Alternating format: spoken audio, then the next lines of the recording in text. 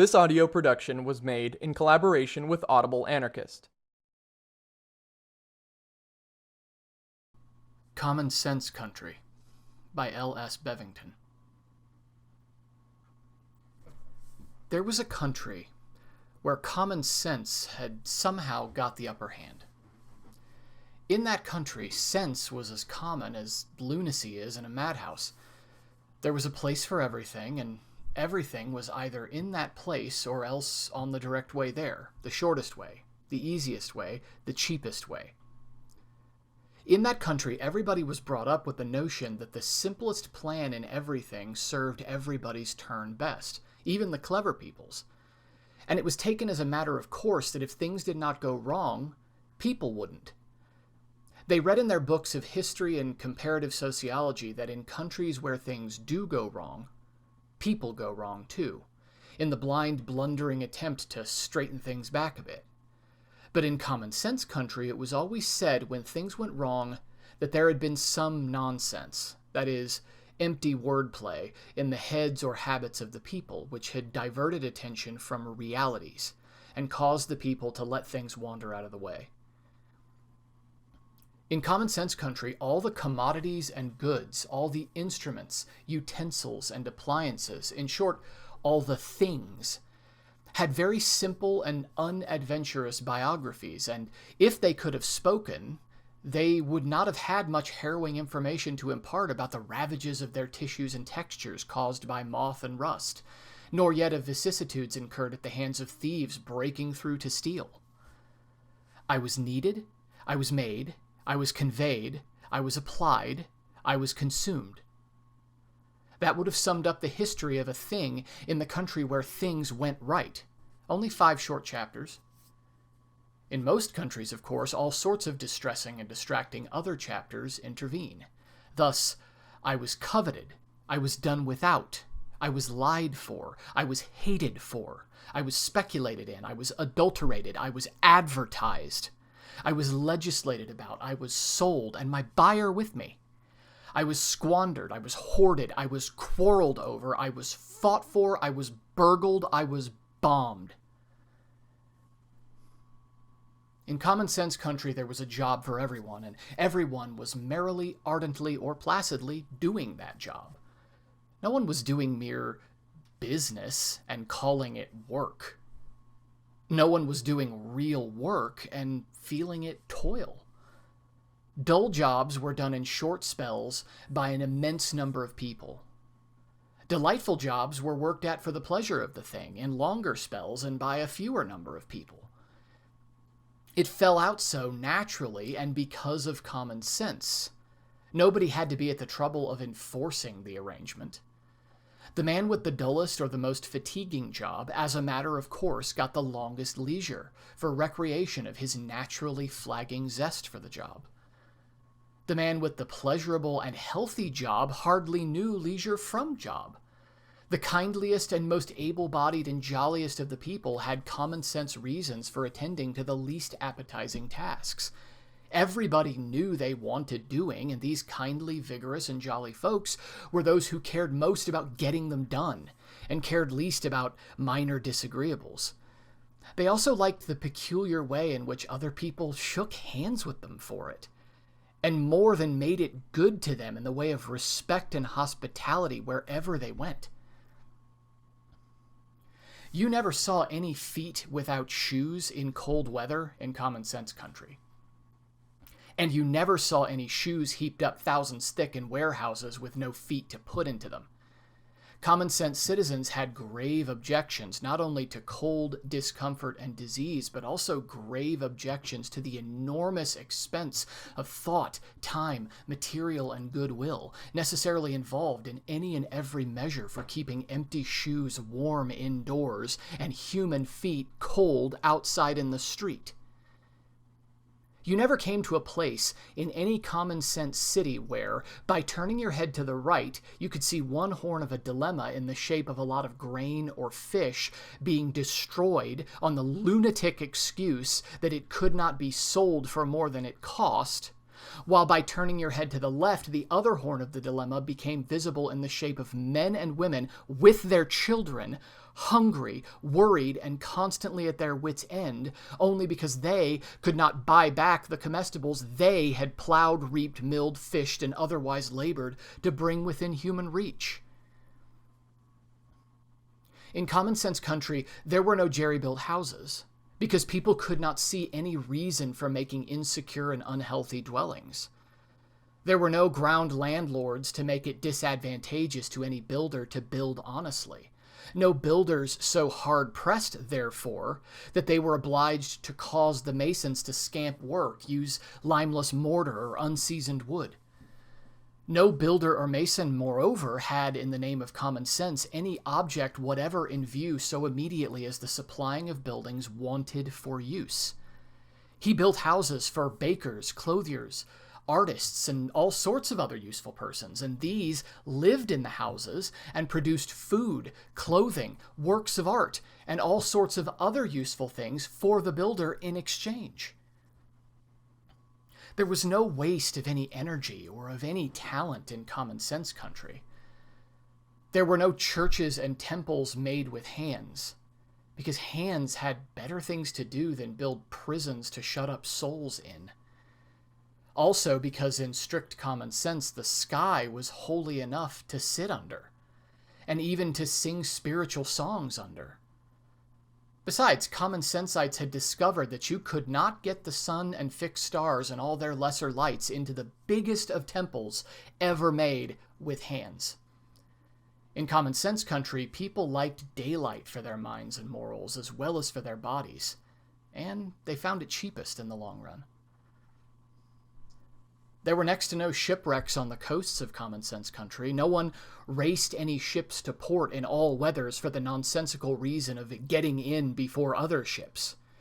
People on shore could always afford to wait a day or so for the weather, better than they could afford to kill men, sink ships, and spoil cargoes through running amok at nature's meteorological arrangements. It did not matter a jot to anyone which ship got in first, since all ships were full of supplies and sure to drop in natural order as fast as needed. What sense of hurry there was, founded of course on experience of the inconvenience of waiting, led to all possible improvements in the art and science of shipbuilding and engine building, so that wind and wave difficulties had been reduced to a minimum. So there was no colliding in fogs, no bursting of boilers, no overlading, and no unseaworthy craft. Also no Lloyd's agencies to speculate on anyone's want of common sense, and to live as parasites on the low moral vitality of the public, making profit at its expense. When folk talked of insuring in that country, they always meant making as sure as possible against chances of mishap. To insure a ship was to build her well, fit her well, man her well, to steer clear of shoals and keep her in sound repair. Likewise with the insurance of houses. And to insure your life, you had only to eat, drink, and clothe yourself on hygienic principles, to avoid the indolence or the overtaxing of any of your faculties, and to act fairly by every one of your fellow creatures with whom you had to do. In common sense language, insuring your life or property never meant to make it worth anyone's while to destroy either one or the other. No visible teacher taught common sense in that country. Children were born with it, ready-made. It lay in their human nature. It taught itself. It growed like Topsy because neither business nor policy existed to check or warp it. Indeed, neither the policy of business nor the business of policy were known at all, except as queer, sad, old superstitions, suffered through and done with ages ago during the time when human generations were paying a big price in the purgatory of civilization for the privilege of having beaten other creatures in the dangerous matter of language. Children in common sense country were never taught to be wise and prudent, because that was the way to prevent anything of any interest or beauty or high import from being revealed. Their little, honest, ignorant, simple questions received honest, accurate, and simple answers in language which they could understand and which they never needed to unlearn afterwards. And this alike on all subjects. Every young man and young woman grew up with as much common sense in his or her head or expectations as the elders could help them to. And each young man or young woman went on from a common sense starting point to use his or her faculties as individual endowment suggested, so that each generation kept on fearlessly adding to real knowledge by experimenting in new directions as common sense prompted. While the elders loved to have it so, and felt rewarded for their good faith to the children, and were sometimes in their own turn listeners, questioners, learners.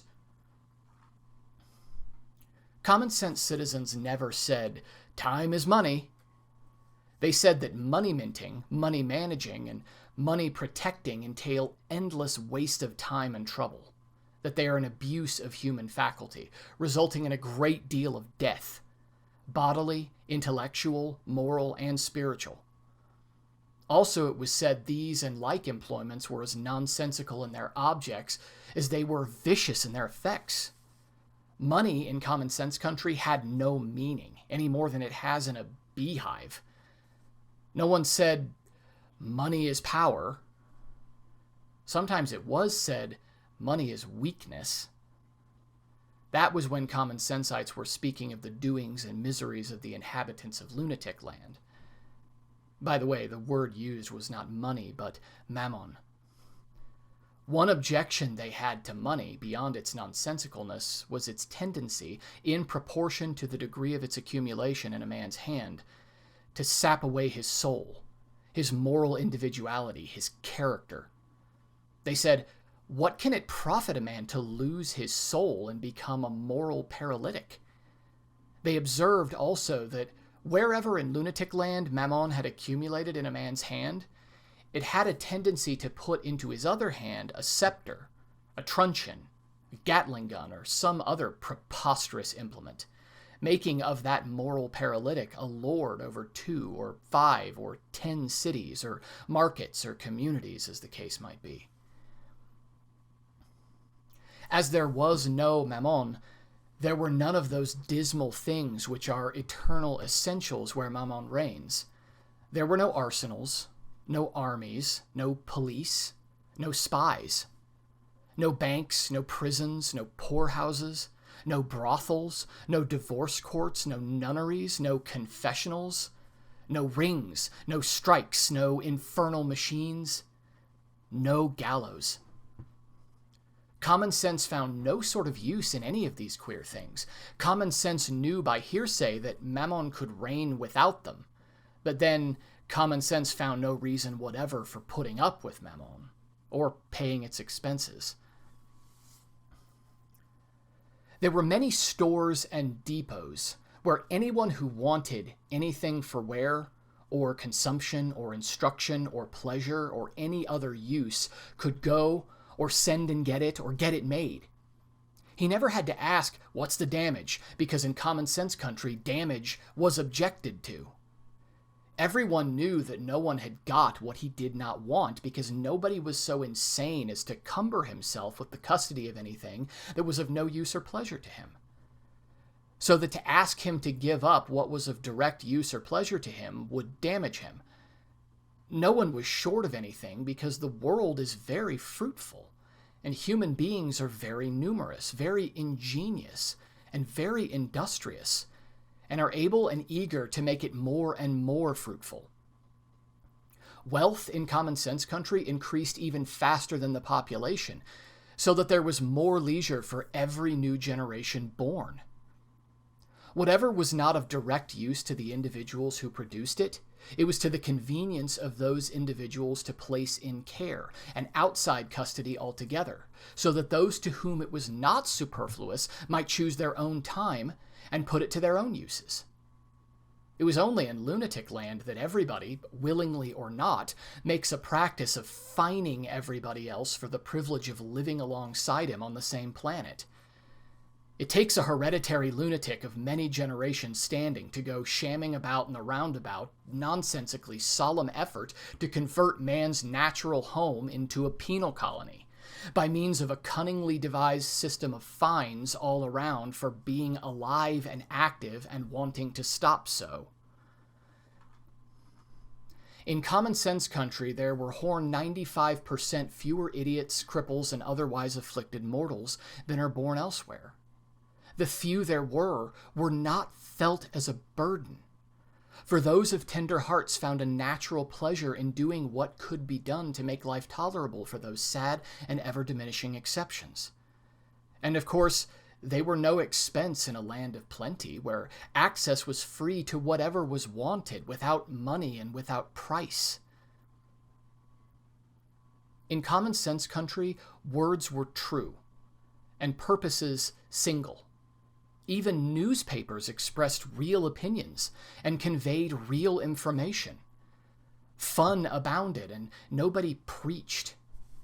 Every shade of individuality was respected and made welcome, variety being suggestive as well as interesting.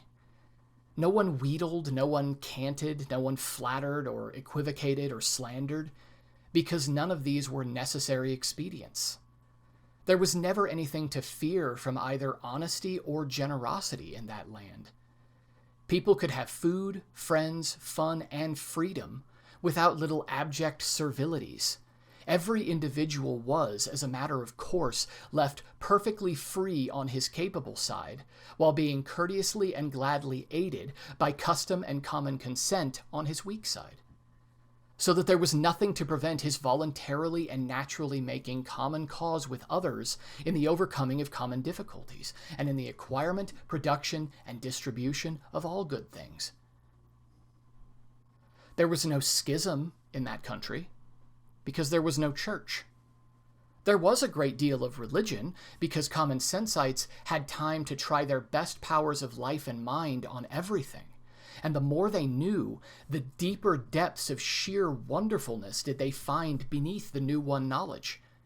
They found that life, love, liberty, peace, progress, and everything worth having came as the result of adherence to certain inexorable, universal laws inherent in everything, laws in which there was no variableness, nor shadow of turning, and also no respect of persons. They had the intensest interest and zest in getting hold of these laws, and in falling in with them as fast as they became visible, and they never dreamt of making cheap and nasty substitutes for laws in places or cases where none appeared of their own accord. As neither the ignorance nor superstition of their fellows served anyone's turn in a country where citizens were free and trusted one another, no people in black were kept to purvey either one or the other, not even to women or to the little children. All black arts were forgotten and not missed. On the other hand, common sense country was rich in prophets or poets of the variety known as born and not made. There was no sedition because there was no state. Instead, there was everywhere a most beautiful order, for common sense, left to itself, saw no use in a public muddle or a private scramble, such as exists everywhere and all the while in lunatic land. It was moreover found that there were 1,000 simpler, cheaper, and surer, because more natural ways of forestalling and discouraging any atavistic aggressiveness on the part of individuals than bribing a number of strangers beforehand to be in readiness to retaliate by proxy. There was no swindling, because there was no competition. Instead, there was endless emulation. The results of doing anything well, usefully, or admirably were wholly pleasant. The social results of doing anything that wanted doing better and more easily and swiftly than it had been done before were so exceptionally pleasant that all the most energetic and able people aspired and endeavored to experience those results at first hand. No man-imposed restriction thwarted or impeded any experiment, and in the end, the community learnt something useful by every mistake made. General goodwill and prosperity were immense because there were no reasons at all for tricking anybody. Quite the reverse. Human nature was never made a butt for satire or a subject of regret in common sense country. No mud, no rotten eggs, no printer's ink were thrown at it. No one made a living by undertaking to convince others of their unsuspected depravity, with promise of cure for it in exchange for cash down and vows of allegiance. No one made any name or fame for himself by undertaking to keep human nature in others in order by means of penal and restrictive regulations invented and imposed by human nature in himself or his set. Common senseites saw that human nature was a branch of nature at large, and that to divide it against itself was the surest way to get it out of gear. Whenever a proclivity was found to be universal amongst humans, common sense put the natural interpretation on the fact and respected the proclivity, however superficially inconvenient in minor respects or exceptional cases. They respected it as due to some instinct implanted and developed by the law of lifewardness, and which it was therefore dangerous and disastrous systematically to nullify and oppose. Their endeavor was instead to become better acquainted with it. The great pleasure of trustful, unchecked sympathy and of spontaneous, glowing kindliness was enjoyed nowhere to such a degree as in common sense country. The old people, the little children, the animals and birds had a happy time of it. And there was free exchange of friendship and affection between the dumb and the human sharers of earthly life. And in the healthy, breathable, moral atmosphere of habitual good faith, fearless thinking, true speech, and sincere dealing, which, by dint of simple good sense, people had gradually instituted, the necessary love of self, which takes such crude forms in lunatic land, had overflowed at every point, and became indistinguishable from the delicious, zest-giving, and inexhaustible pleasure of love for those around. There was peace in common sense country, and goodwill among men, and happiness and fullness of life had become the natural order of the day. This has been a production of Audible Anarchist. You can find more Audible Anarchist on YouTube.